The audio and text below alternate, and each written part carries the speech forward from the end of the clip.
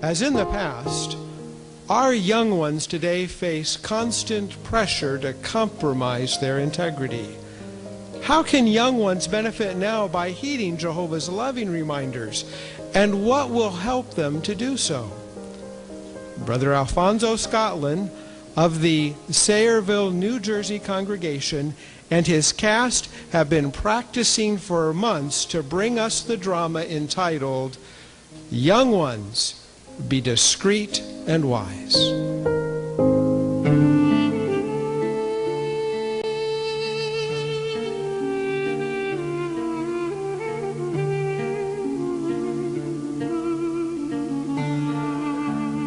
Joseph, my son, are you all right? You've been sitting on that rock for hours. Oh, Father, it is you. Well, I am sad. Do you know what day today is? Of course I know, my son. Today is the 10th year since your mother died. How could I forget? Oh, Joseph, you remind me so much of my beloved Rachel. I still mourn her. I miss her too, Father. Sometimes I feel so alone. And lately... What is it, Joseph? My brothers. Day and night they ridicule me. They say that I am a fool. As hard as I try to please them, they criticize everything I do and everything I say. I am not a fool, am I, Father? Joseph, my boy, is it so bad that you are my comfort in my old age? That I love you so much? I just feel sad. Little Benjamin and I are the only ones around here without a mother. What is more, my brothers do not like me. Why do they not like me, Father? Joseph, Joseph, come here. Let me tell you something. Take delight in the fact that Jehovah is pleased with your actions. You love righteousness and truth. And in the end, regardless of any trials and calamities that may come your way, your friendship with Jehovah will result in blessings. You are a good boy. In time, your brothers will grow to love you. Enough sadness. Joseph, go over to the bench and bring me that bundle on the ground. You must have been carrying this when you came. It is for you. Open it. What is it, Father? Father! It is beautiful. Try it on. It's a fine garment for a fine young man.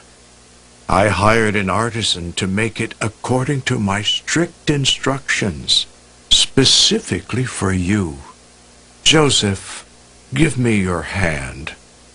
Help me up. Come, help me to my tent.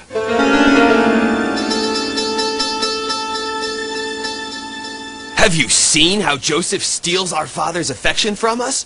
Such presumptuousness! It is revolting! He runs to father with bad reports about us. He annoys me. He is a whiner. Put him among the washerwomen and let them converse over laundry lye from morning until night. Well, to be fair, what Dan, Gad, and Naphtali did was wrong. Strictly speaking, when Joseph gave the bad report to our father, he was doing what he was supposed to do. Well, we paid a big price because Joseph was so righteous. What is next? Before you know it, Joseph will be making up stories just to gain favor with Father. What are we going to do? Speaking of the maker of stories, here he comes now. May you all have peace, my brothers. Are things well with you? May I be of assistance with any of the tasks at hand? Just look at that pompous cloth you are wearing. Have you been crowned as king? May you have peace, my lord, king of all the land of Canaan. You are hurting me. Are those sleeves too long? Or have my eyes grown weary? Who is your tailor? Take off that coat. It is a gift from Father. No one asked you. Take it off. You prance around us like a Hittite maiden. Do you know how foolish you look? I think you wear that thing merely to mock us. Simeon, please. What do you want with my coat? Nothing. Our cause for complaint is not with your garment, but with you. Now that the coat has been removed, we can give you a thorough beating. Why? What have I done to you? Why do you treat me this way, brothers? You scare me. You act like a pack of wolves. Now he is insulting us. He looks down on us, as if we were mere wild beasts. Let me tell you something, you insolent little snake. Wild beasts have claws and teeth that can gouge, mangle, and tear apart. Let me give you a small sample of what a wolf can do to an insignificant mouse like you. I think you need a good beating to teach you manners and remind you of the respect we deserve. And next time, do not count on me for protection.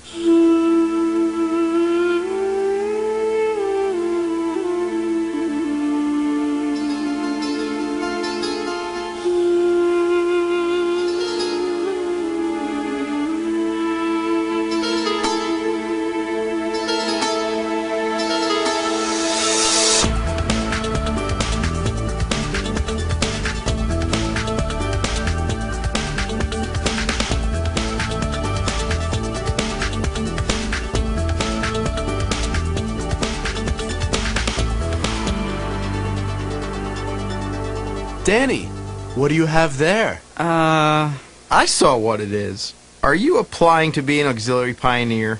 Wow, that's great, Danny. You're reaching out. Before long, you'll become, a missionary or something. Now you're just making fun of me. No, I mean it. You're a good example for us. Right, Bill? Okay, Gary, get to the point. Tell him about the movie. Oh, yeah. So, Danny, tomorrow's the opening night of this great movie. And, well, we heard that you have some relative or some connection with someone at the movie theater. Do you think you can get us in? Tomorrow?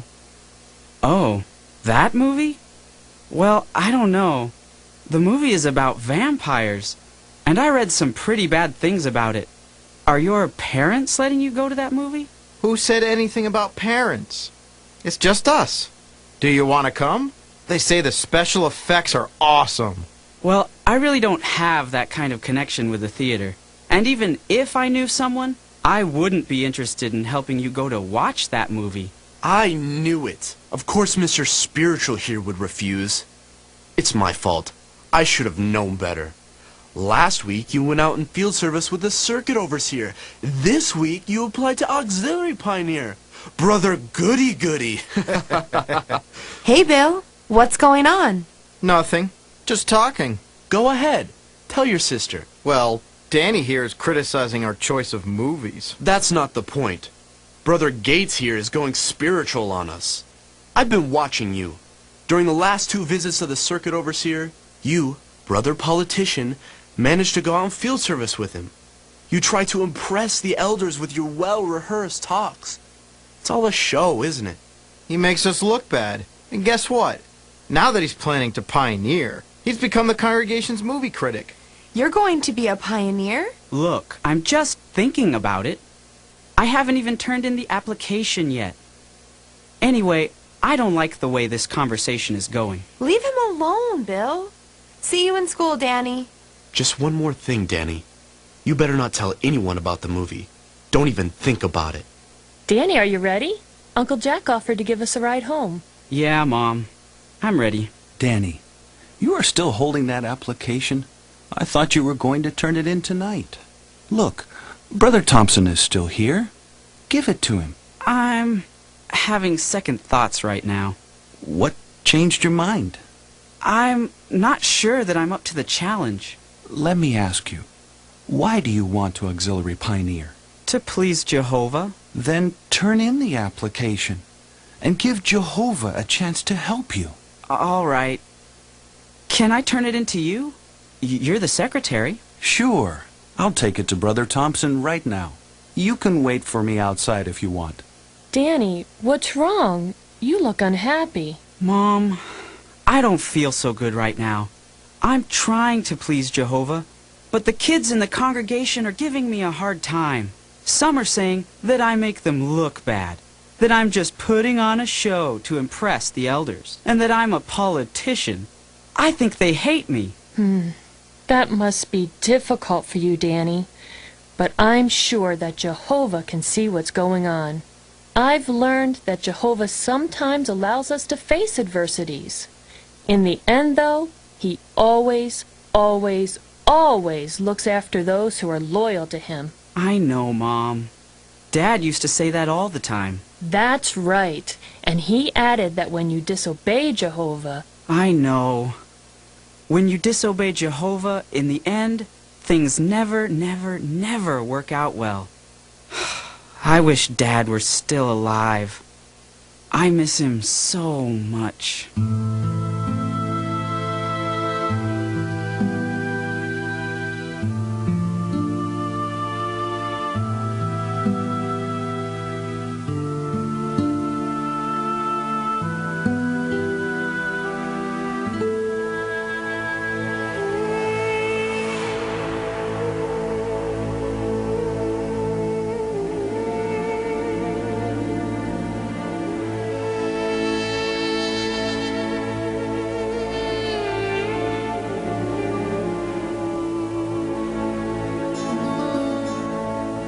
Joseph, I have a message from our master, Potiphar.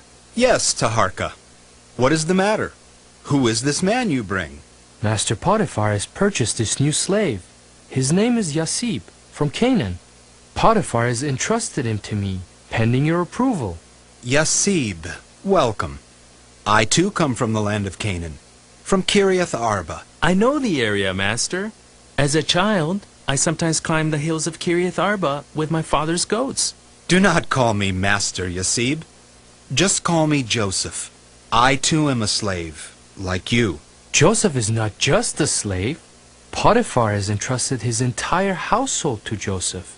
Master Potiphar does not even know what he owns at all, except the bread he puts in his mouth.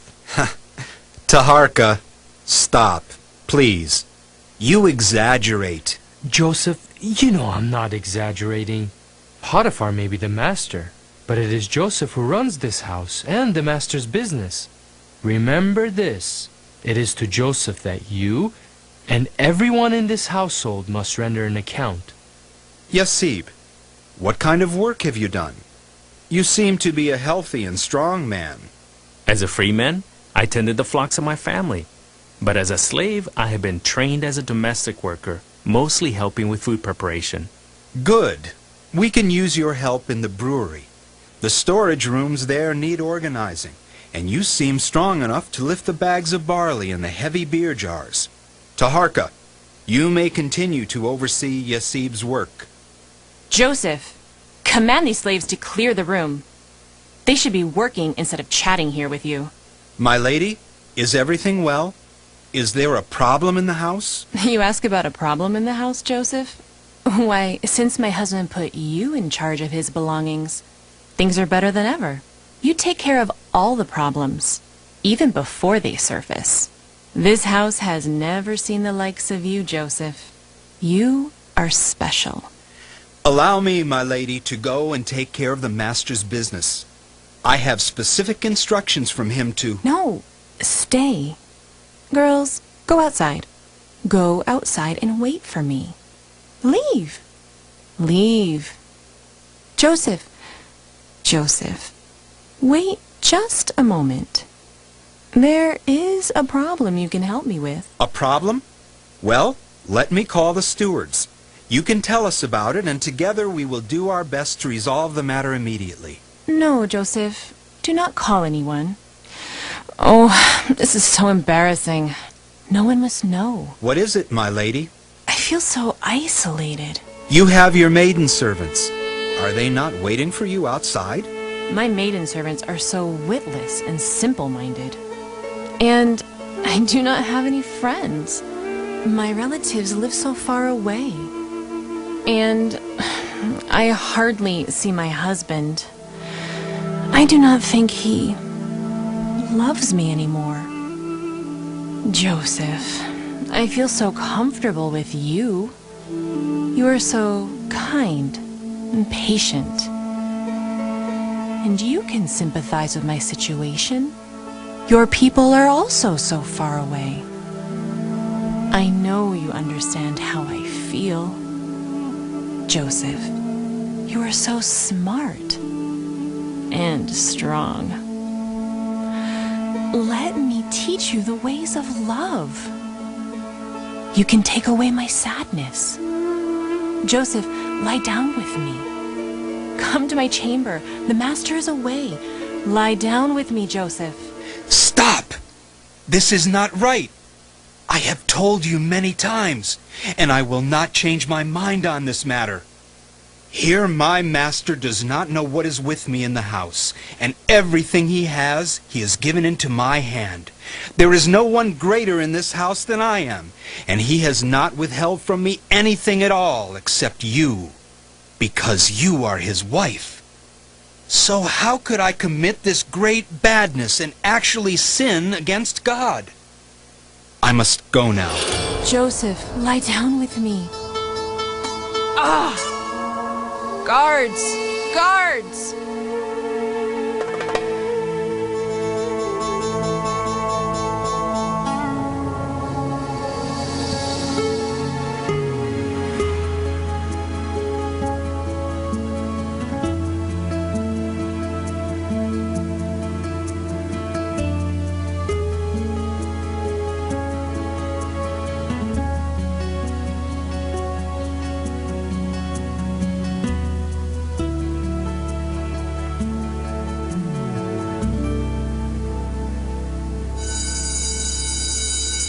Hey, stranger. What's the hurry? Oh, hi. Hi, Bill, Gary. Hi, Anna.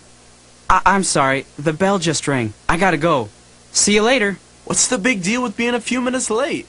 You are such a nerd. Wait, Danny. I'll walk with you. No, really, I have to run. Take care. He's in such a rush to score points with his teacher. He's always so punctual. Mr. Perfect. He makes me sick. Actually, it sounds mature to me. Tell me, I've never seen him with a girl. Is he gay or something? Gay? No way. Don't you remember, Bianca? He's one of Jehovah's Witnesses. Oh, that's right. You all belong to that church. It's not a church. Anyway, I'm taking off. See you later. Wow. It sounds like Bill is embarrassed to be a Jehovah's Witness. Maybe so. Anyway, about Danny, he has this idea that you should wait until you're ready to get married before you date. You mean he's a virgin? Come on, Bianca. No girl would want to be with him. He's such a nerd. I don't think he's even kissed a girl. Well, I kinda like him. I bet you I can get him. Just give me a few days, and he'll find me irresistible. What? Bianca? You already have a boyfriend. Besides, I can tell you right now that Danny is not going to date you. Who's talking about dating? I just want to, hook up with him. Just once. I'd say try it. Gary, what are you saying? Actually, I dare you to try it. I know you like challenges, and Danny could use some growing up. I think you're the right girl to get him started in life. Bianca, go for it. I will. And not just because you're telling me to. I've had my eye on him for a long time. Anyway, now we really are late. Let's go. That's crazy, Gary. What are you doing telling her to have sex with Danny? Cool it, Anna. I was just kidding. You take things too seriously. That's not right, Gary. I may have to tell someone. Anna, don't.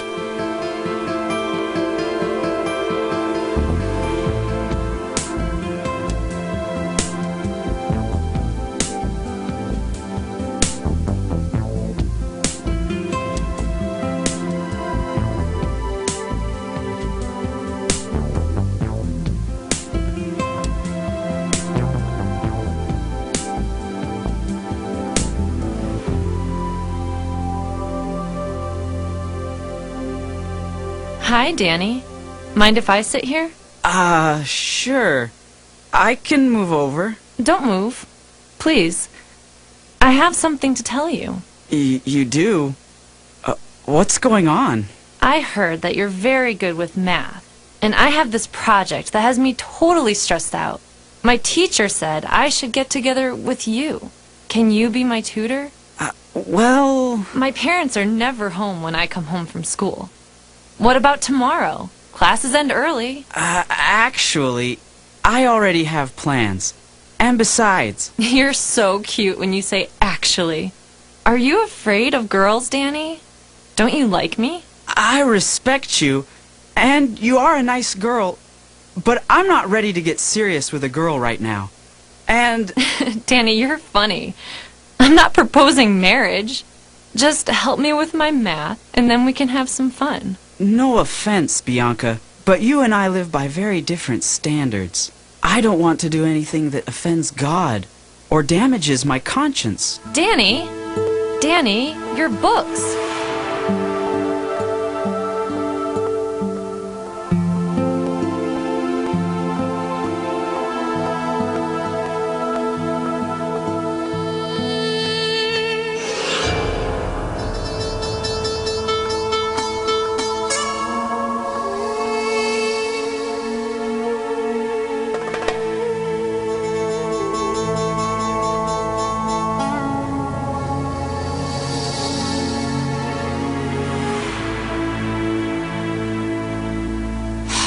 What is taking the guards so long to capture Joseph? Potiphar brought this Joseph, this Hebrew, into my house. A slave, yes, a mere slave. I can hardly believe it happened. He tried to rape me. This good-for-nothing slave has made a laughingstock of us. What are you whispering? You stupid slaves. Pardon me, my lady. I have news. Here you are. Where is that filthy slave? Where is Joseph?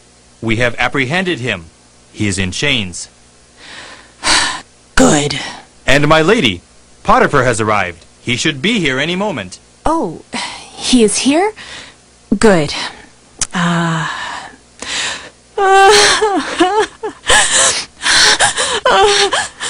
Guard, where are you going? Stay right there. And girls, do not just stand there. Come here and console me. Hurry. What is happening? What is all this commotion about? That slave, Joseph, the Hebrew servant whom you brought to us, came to me to make me a laughingstock. He came to me to lie down with me. But I began to cry out at the top of my voice, and it followed that as soon as I raised my voice and began crying out, he then left his garment beside me and went fleeing outside. Oh, Potiphar, that filthy slave tried to rape me. My lord, I did see Joseph running outside, almost naked. Where is Joseph? Here is Joseph, my lord. Silence! Joseph, you were a trusted servant. I gave everything I own into your hand. There was no one greater in my house than you. I withheld not one thing except for my wife. Into your hands I entrusted her. My lord, I am being falsely accused. I did nothing wrong. Are you saying that my wife is a liar? You betrayed my trust. I would never betray you, my lord. Enough! Guards, take this piece of trash out of my house. You sin against me. You sin against your own God. Traitor! You are hereby condemned to spend the rest of your life in prison. Guards, take him away.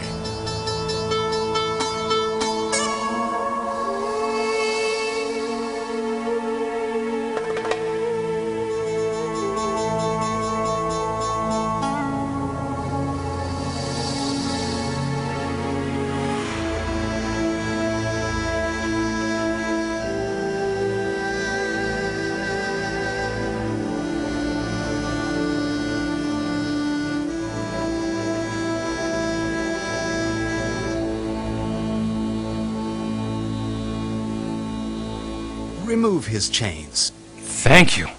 Those chains were torture. Who are you? I am Joseph. I have been appointed to oversee the prison. Guards, the first thing we need to do is get him some prison clothing. You may leave now. But you are a prisoner also. How is it that the guards are under your command? This is very strange indeed. Sit. I have been in prison for many years.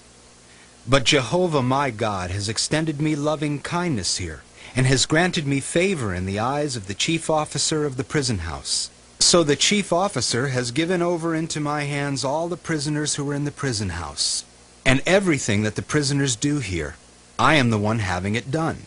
The chief officer of the prison house is looking after absolutely nothing that is in my hand, because Jehovah is with me, and whatever I am doing, Jehovah is making it turn out successful.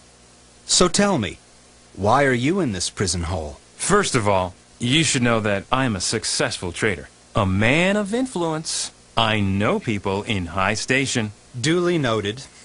Again, why are you here? I am accused of murdering one of the king's servants. And did you really? Yes. He attacked me, so I killed him.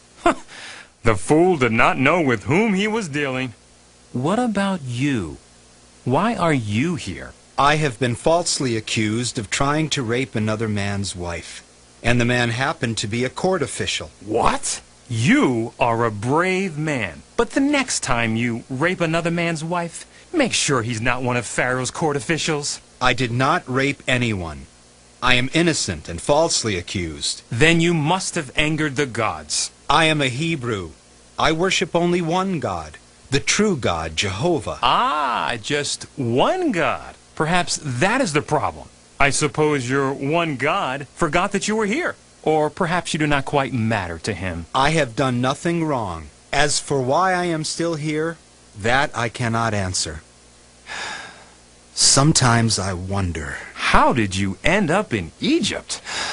I was sold into slavery by my own brothers. That is not good. Well, at the very least, you angered your brothers. You must have done something wrong in your life to end up in this filthy hole. I have been awaiting my release, especially over the past 2 years. 2 long years.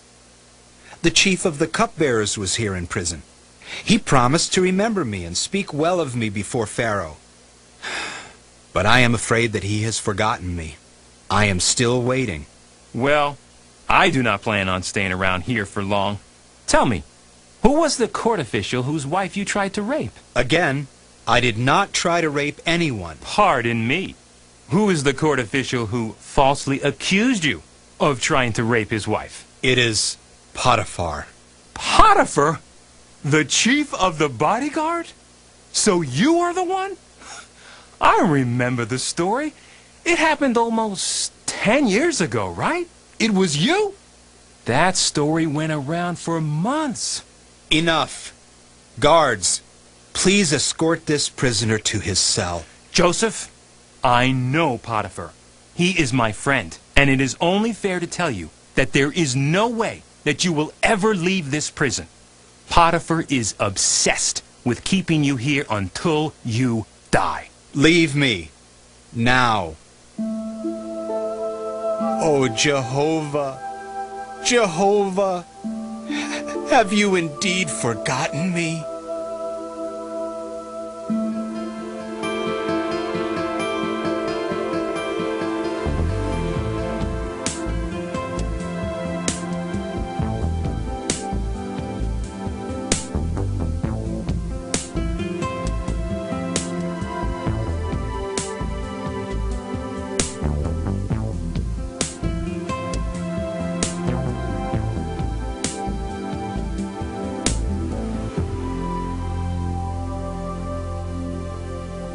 Bianca, wait.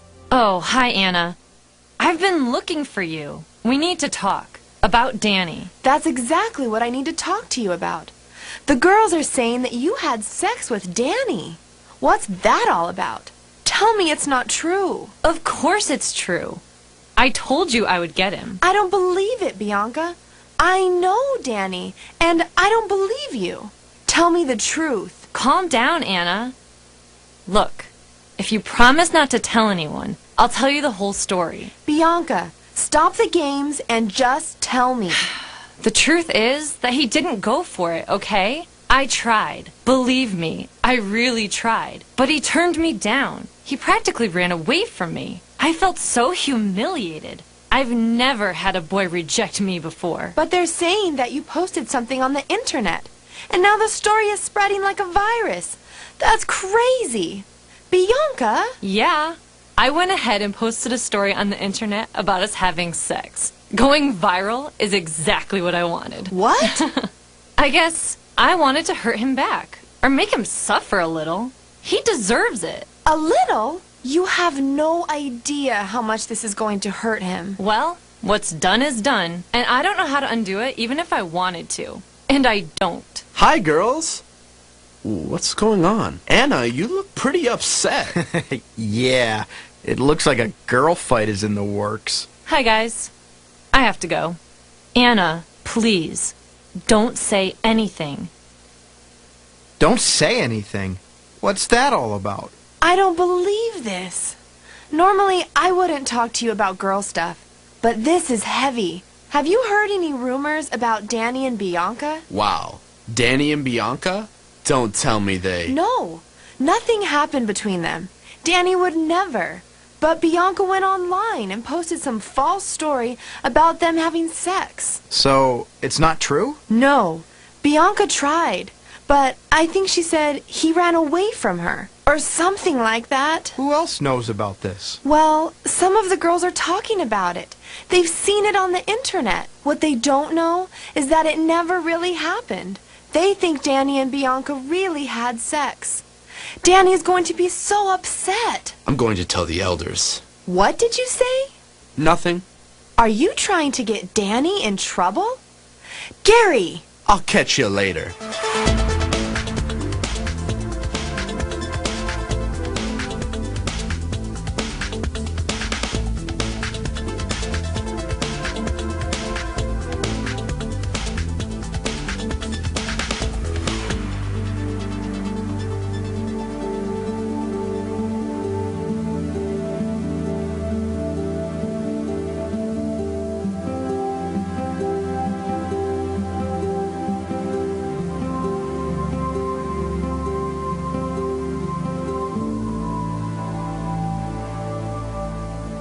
Thanks for coming, Brother Morgan, Brother Thompson. Our pleasure. It's good that we're getting together to talk about this. We definitely want to help. So, what exactly did Gary tell you? Well, he gave me the address of an internet site where he said I would find some shocking information about you, Danny. When I asked him to be more specific, he said that you might have had sex with a girl from school. That's a lie! Gary's lying! We want to believe you, Danny. Have you read what this girl, Bianca, claims about you and her? Thanks for giving me the benefit of the doubt, Brother Morgan. No, I didn't actually go to her webpage. What does she say? This is so... And why would Gary go to the elders without even... Don't worry, Danny. With Jehovah's help, this will all be cleared up. So, what do you brothers suggest? Well, it's up to you whether you do this or not, but one possibility would be to visit the school and speak to the principal. They probably have a protocol to follow when students are being bullied or slandered. But you know, something puzzles us a bit about what this girl wrote on her blog, Danny. Ooh, what do you mean? Well, she says that this all took place on a Saturday night, after you both watched the season finale of that new TV show about... But it's all a big lie, Brother Morgan. What we're getting at, Danny, is that we checked the TV listings, and that episode aired on April 16th. So? So, Danny, can you recall where you were on April 16th? Of course. That was the weekend of the circuit assembly. I had dinner that night with Joel and Brenda and Uncle Jack in Springfield. We can contact them and let them go on record before Jehovah. Danny, leave things in Jehovah's hands, and the truth will get sorted out. I know. But right now, I feel like my reputation is mud. Danny, remember what your dad used to say? Doing things Jehovah's way will always result in his blessing. Thanks for coming. We will check with Joel and Brenda and report back to the body of elders. I'll think about this and cooperate in any way I can. See you at the meeting. Danny, take care. Do you see what I'm saying? They still have their doubts. I don't even know if you believe me. They believe you, Danny, and so do I. Then why do they have to bring Joel and Brenda into this? And why do you have to go to my school? Just let it go. Let the brothers take care of this. Be patient. And please, don't take things into your own hands. Give it a couple of days. I have an idea. The kids in the congregation don't like me. The kids in school think I'm weird. Now the elders don't trust me. I feel like a total failure. Danny, don't think that way. I'm going to my room.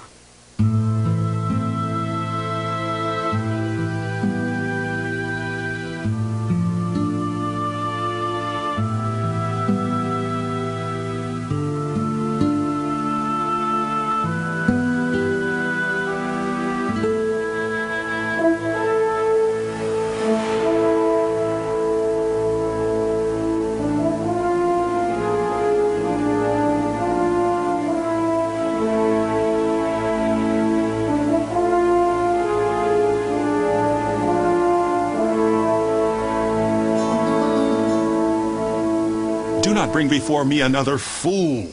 A slab of stone from my palace knows more than these men. Magic-practicing priests. These so-called wise men. Why, their magic is useless, and I see no wisdom in them. My lord, this is the Hebrew, Joseph.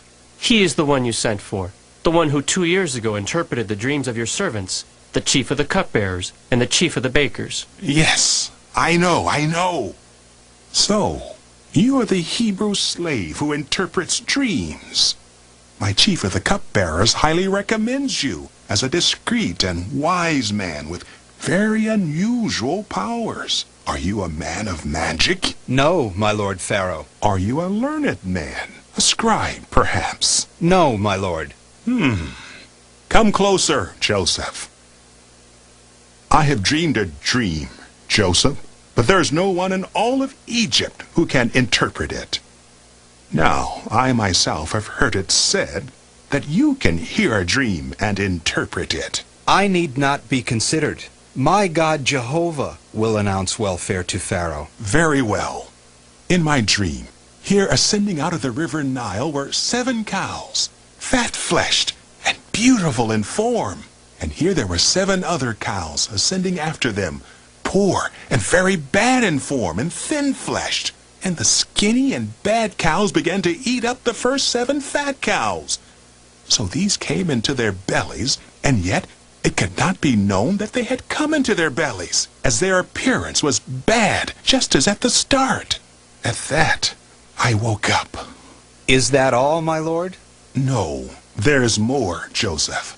After that I slept again, and I saw in my dream, and here there were 7 ears of grain coming up on one stalk, full and good. And here there were 7 ears of grain, shriveled, thin, scorched by the east wind, growing up after them.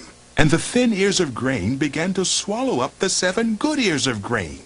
Joseph, tell me, if you know, what does your God, this Jehovah, say about my dreams? My lord, the dream of Pharaoh is but one. The 7 good cows are 7 years. Likewise, the 7 good ears of grain are 7 years. My lord, there are 7 years coming with great plenty in all the land of Egypt. But the 7 skinny and bad cows that came up after them are 7 years. And the 7 empty ears of grain, scorched by the east wind, will prove to be 7 years of famine. Ah, Joseph, what you have spoken is indeed from the true God. Is there another man like this one in all of Egypt? Go on. What else does your God, Jehovah, reveal through the dreams? Tell me if you know. What should I do? Let Pharaoh look for a man discreet and wise, and set him over the land of Egypt. Let Pharaoh act and appoint overseers over the land, and let them collect all the foodstuffs of these coming good years, and let them pile up grain, and your men must safeguard it. And the foodstuffs must serve as a supply for the land for the 7 years of famine, in order that the land may not be cut off by the famine. I ask, can another man be found like this one, in whom there is the Spirit of God? Since the true God has caused you to know all this, there is no one as discreet and wise as you are. Joseph, you will personally be over my house, and all my people will obey you implicitly. Only as to the throne shall I be greater than you. See, I do place you over all the land of Egypt. Stand before me, Joseph. I am removing my signet ring from my own hand and putting it on your hand. You now wear my outer coat and my gold necklace as symbols of your authority. Today you will accompany me through the land of Egypt. You will ride in the second chariot of honor, and my servants will call out ahead of you, Avrek. Today I am appointing you over all the land of Egypt. I am Pharaoh, king of Egypt. But without your authorization, no man may lift up his hand or his foot in all my land. Let all Egypt know that God has rewarded your loyalty and obedience. Your God has indeed blessed you, for you have proved to be a discreet man. Yes, a wise man.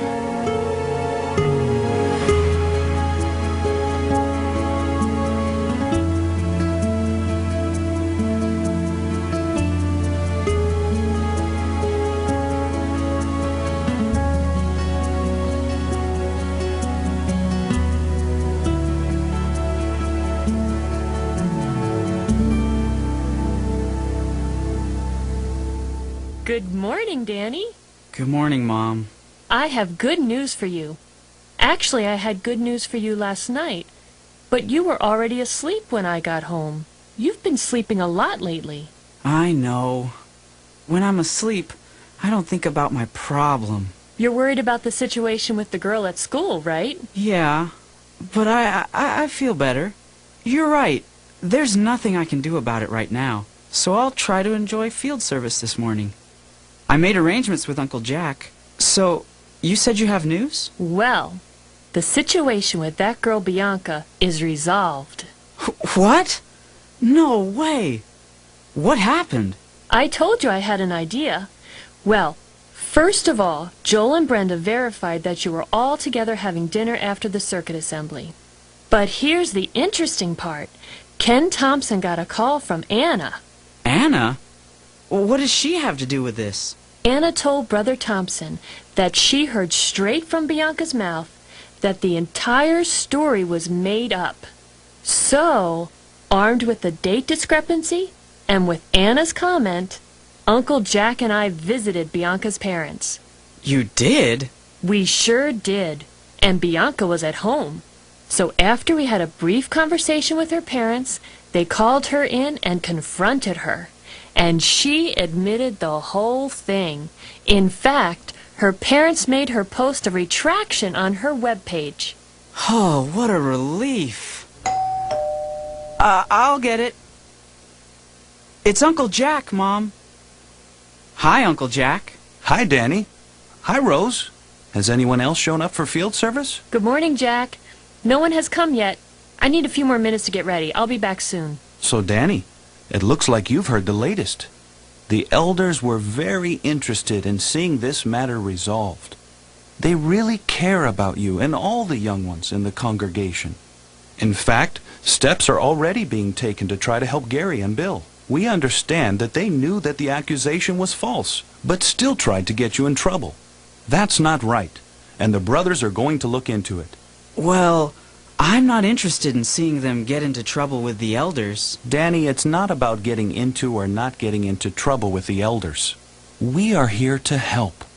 The main issue is their lack of love and wisdom. On the other hand, I've been impressed with the way that you handled this challenge. You didn't retaliate, and you didn't give up. Thanks for showing confidence in me. Danny, I thought of you when I was reading the text for today.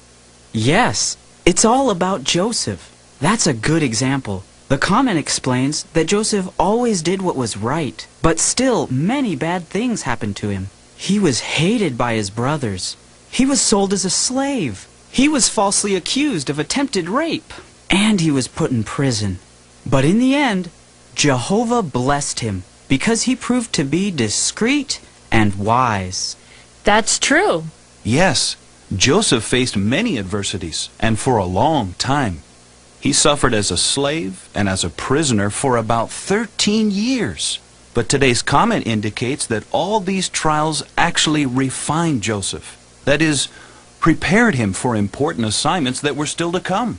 Jehovah didn't cause Joseph's trouble, but he allowed it for a purpose. When the time came for Jehovah to use Joseph in a special capacity, what does the Bible say happened? It says that he had enough wisdom to teach even those who were elderly and experienced. Right. What did Pharaoh say? He said that there was no one as discreet and wise as Joseph. That's it.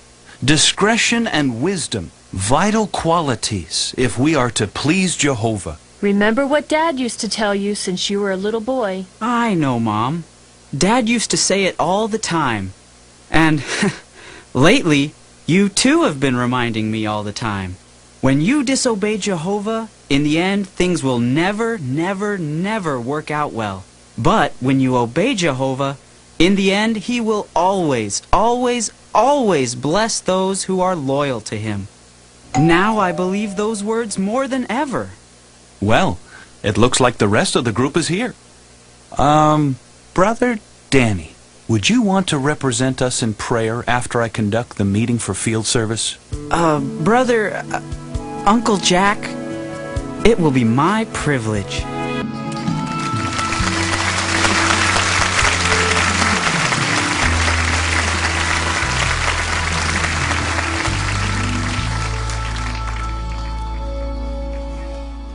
What valuable lessons we've learned from that stirring presentation. We thank Brother Scotland and those who worked diligently with him in preparing and delivering that magnificent presentation.